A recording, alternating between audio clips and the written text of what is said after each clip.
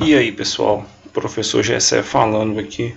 Vamos continuar o estudo das ligações químicas, tá? Hoje vamos entender uma interação diferente, que é a ligação covalente, como temos aqui já o título, tá bom? Esse tópico que você encontra a partir da página 8 do livro de vocês. Então já prepara aí o material, tá? Prepara o post-itzinho, as anotações para você fazer, tá ok? Que tem muita coisa importante. A ligação covalente tem uma gama muito importante, muito grande de informações que vai levar você a entender outros conteúdos da química. Então, não adianta levar com a barriga, porque ligação covalente, assim como a iônica e a metálica, são altamente importantes para tu entender outros processos químicos que tu vai ver ao longo do ensino médio e também do ensino superior, dependendo da área que você for seguir. Então, anteriormente a gente falou de átomos que tinham cargas opostas, né? Formação de cátions e ânions, e eles interagiam, porque como as cargas eram opostas, quando eles ficavam próximos, tá bom? Eles acabavam interagindo, doando, tá bom? Elétrons, e o outro átomo ele acabava recebendo elétrons. Aqui vamos perceber, tá bom? Átomos diferentes, tá bom? Átomos com raios pequenos, que dispõem de elevadas energias de ionização, altas eletroafinidades, altamente eletronegativos, que vão se relacionar. Mas assim, como é que eles vão se estabilizar? Tá bom? Se eles são átomos pequenos, eles não têm diferença de tamanho. Lá na ligação iônica a gente vê que tem um átomo enorme se ligando com um átomo pequeno, tá bom? Então um atrai o outro. Aqui não, praticamente eles têm a mesma dimensão, tá? A primeira molécula aqui é o CO2, tá? Ó, o gás cloro, substância simples formada por molécula diatômica, 2 átomos, tá bom? De fórmula Cl2, o cloro 2. Então vamos pegar essa molécula aí, ela existe, tá bom, pessoal? O Cl2 é um gás tóxico e vamos tentar entender a ligação covalente a partir dessa molécula, tá ok? Então, para a gente entender esse novo tipo de ligação, vamos analisar aí o gás cloro. Primeira coisa que a gente faz é pegar o átomo que é envolvido na molécula, que no caso é o cloro, e fazer a distribuição eletrônica dele. Se tu for, né, na tabela periódica, tu vai encontrar o número atômico 17, tá? Então tu faz aí a distribuição eletrônica e tu vai perceber que aqui na camada de valência, tá? Tu distribui os 17 elétrons e tu vê a camada de valência, tá bom? Tem 3s2, 3p5. Se eu for contar aqui a quantidade de elétrons da camada de valência, eu sei que vai dar 7, ó, 2 elétrons no subnível 3s2 e no subnível 3p5 eu tenho 5 elétrons. 5 mais 2, 7 elétrons no total. Então esses são os elétrons de valência, são os elétrons da camada de valência. O que eu vou analisar? O meu octeto, tá bom? Então, para me chegar até meu octeto, que seriam ter 8 elétrons na minha camada de valência, está bem próximo, eu preciso só de um elétron. Tá? Então é mais fácil eu ganhar um elétron do que perder os 7 e ficar com a penúltima com 8, né, pessoal? Então é bem mais fácil, porque o cloro é um metal e ele tem essa tendência, ele é eletronegativo. Ele tem a tendência de formar ânion com sinal negativo. Então eu já disse aqui, né, 7 elétrons na camada de valência, tendência de receber elétrons. Por que eu coloquei duas distribuições iguais? Porque a molécula é Cl2. São 2 cloros. Então eu faço as duas distribuições, eu vejo que é a mesma coisa. Cada um vai precisar de um elétron. E aí, os dois formam ânions. Eles são instáveis, isolados. Para eles se tornarem estáveis, tá bom? Para que eles se mantenham unidos, é necessário que cada um receba um elétron, para que fiquem com 8 e adquiram a configuração de um gás nobre. Anota isso daí. Então, aqui na ligação covalente, tá bom? O que vai acontecer as suas estabilidades serão atingidas, pessoal, aproximando-se um átomo de cloro do outro, tá bom? E na impossibilidade, né, de se retirar um elétron que seja de suas eletrosferas, os dois átomos eles desenvolvem um processo de compartilhamento. Esses dois átomos aqui eles vão se unir, vão se aproximar, tá bom? As suas eletrosferas, e cada um vai doar, né, compartilhar, melhor dizendo, compartilhar, isso é o sentido da ligação covalente, é o compartilhamento de elétrons, tá? vão compartilhar os elétrons que eles têm.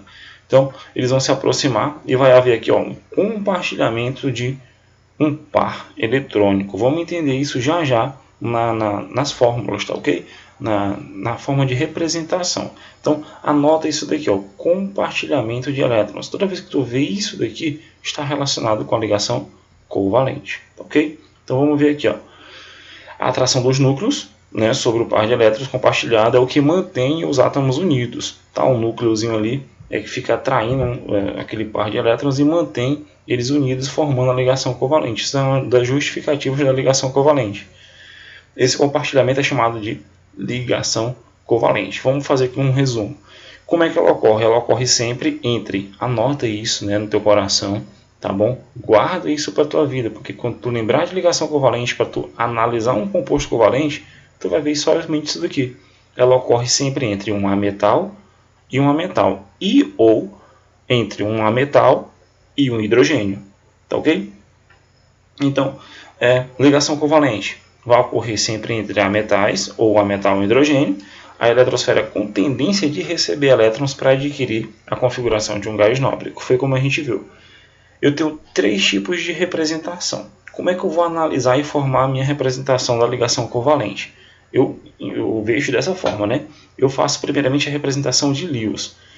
A representação de Lewis, eu coloco os átomos, tá bom, envolvidos na molécula, que no caso lá era o Cl2, que era o cloro 2, eu tenho 2 átomos de cloro. Então eu coloco os 2 aqui bonitinhos e coloco os seus elétrons de valência ao redor. Tá bom? Normalmente eu coloco em pares, você pode colocar em bolinhas, você pode botar um X, você pode botar, tá bom, um triângulo representando os elétrons, não importa. A gente colocou aqui como umas bolinhas azuis, mas apenas como símbolo de representação. Então em cada um deles eu vou colocar 7 elétrons, mas perceba que aqui eu tenho 2, 4, 6, 2, 4, 6.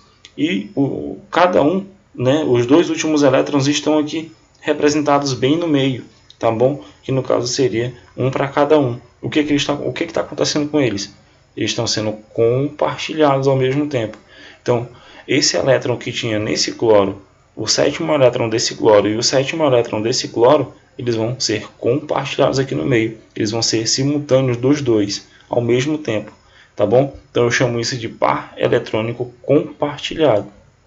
Esse par de elétron compartilhado, aqui no centro, eu represento por um tracinho. Esse tracinho aqui, tá bom? Esse simples traço indica que eu tenho um par de elétrons sendo compartilhado. Tá bom? Substitui-se o par compartilhado por um traço. Isso eu chamo de fórmula estrutural. Essa daqui, que eu tenho os átomos com os elétrons ao redor, é representação de Lewis. Essa outra aqui é fórmula estrutural, quando eu represento pelos tracinhos. E como eu tenho 2 átomos de Cl, né, de cloro, eu simplesmente simplifico colocando um índice, como a gente viu lá nas substâncias químicas, tá bom? Eu vou representar a fórmula molecular, que é o Cl2, tá bom? A gente viu isso lá nas substâncias químicas. Então, é dessa forma que eu represento. Ok? Então, isso daqui é um composto covalente, tá certo?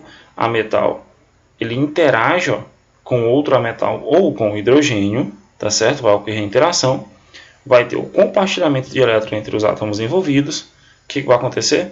Eu vou formar uma substância molecular. Pessoal, toda substância que tem ligação covalente, tá bom? Só ligações covalentes, eu chamo de substância molecular ou substância covalente. Normalmente a gente conhece como substância molecular. Essas substâncias, diferentes das ligações iônicas que só se apresentam no estado sólido, na temperatura ambiente, as substâncias moleculares elas se apresentam nos 3 estados: sólido, líquido e gasoso. Esse Cl2 que a gente viu aí, que é o cloro 2, ele é gasoso, tá bom? Já o açúcar, tá? O açúcar de cozinha que tu usa no teu dia a dia, ele é uma substância molecular. Se tu for analisar a estrutura dele, é uma substância molecular.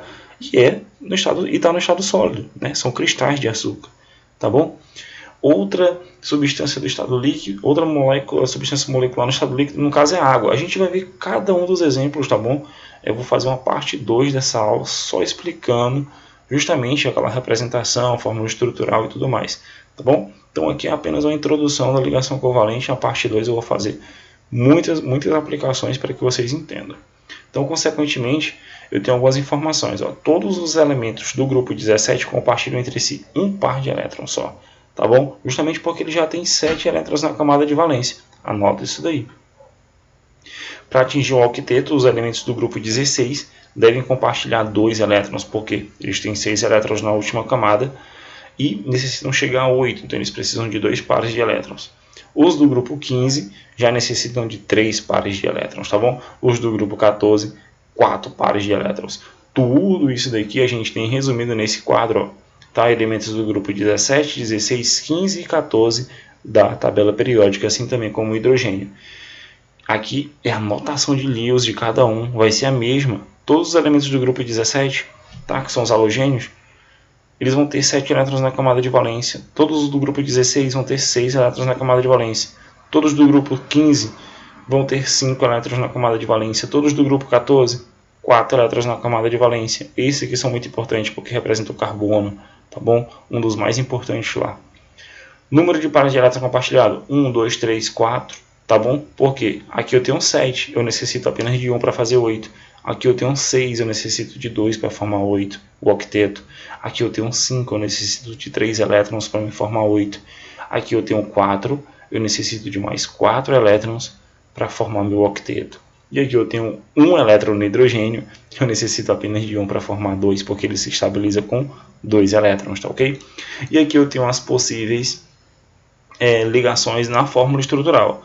Os elementos do grupo 17, assim como o cloro que a gente viu, quando eles interagem, eles formam uma ligação simples, tá? No grupo 16 eu tenho ligações duplas ou duas simples. Aqui são todas as possibilidades, coisas que a gente vai ver no estudo da fórmula estrutural dos compostos moleculares, tá bom? Dos compostos covalentes.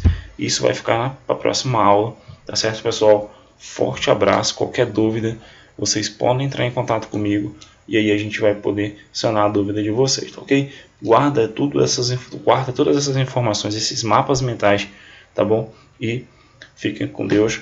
Um forte abraço. Até a próxima aula.